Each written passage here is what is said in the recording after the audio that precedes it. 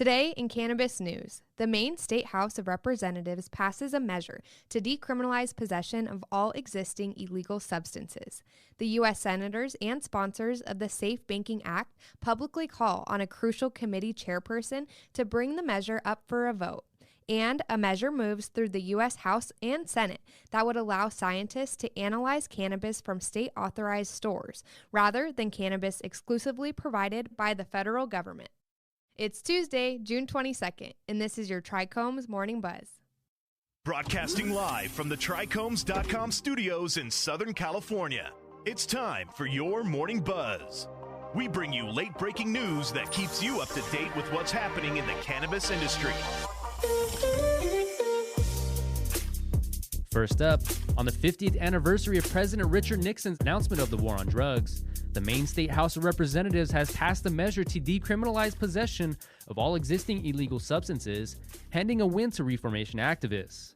The measure, LD 967, was passed by the House by a vote of 77 to 62.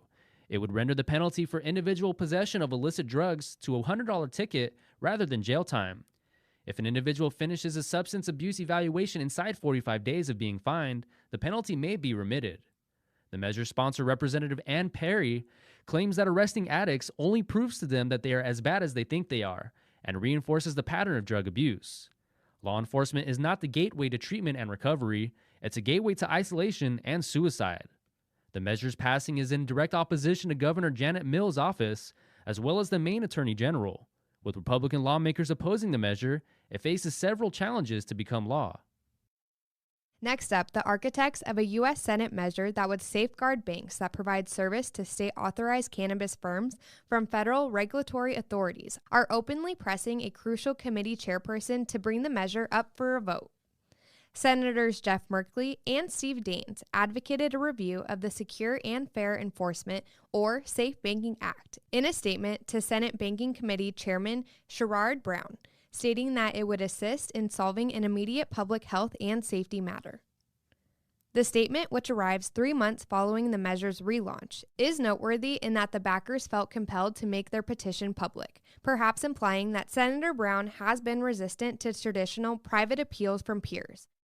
Brown originally stated that they wish to link cannabis banking policy to imprisonment reforms, although they have subsequently stated that they aren't committed to that strategy. They also revealed that they're in discussion with Senate leaders about possibly incorporating the banking measure into a larger cannabis legalization bill that's currently being prepared. Senate Majority Leader Chuck Schumer, who is spearheading the upcoming measure, says the Senate should not move forward with the Safe Banking Act until enacting a thorough social equity policy. And last up, under a measure currently pending in both the U.S. Senate and House, scientists would be permitted to analyze cannabis purchased from state-authorized stores rather than needing to exclusively use cannabis provided by the federal government. A federal study would have to be delivered with suggestions on constructing a nationwide clearinghouse with specimens of various forms of cannabis that researchers from non-legal states may acquire for analysis under the measure, which is included in a broad state proposal that has recently gained committee approval.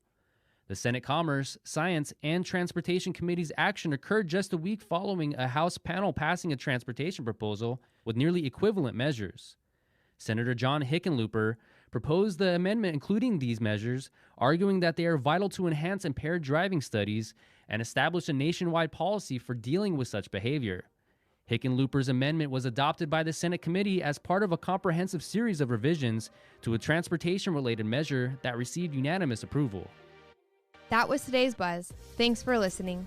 For more cannabis news and insights from industry professionals and a place to discuss these stories and others, visit TRICHOMES.com.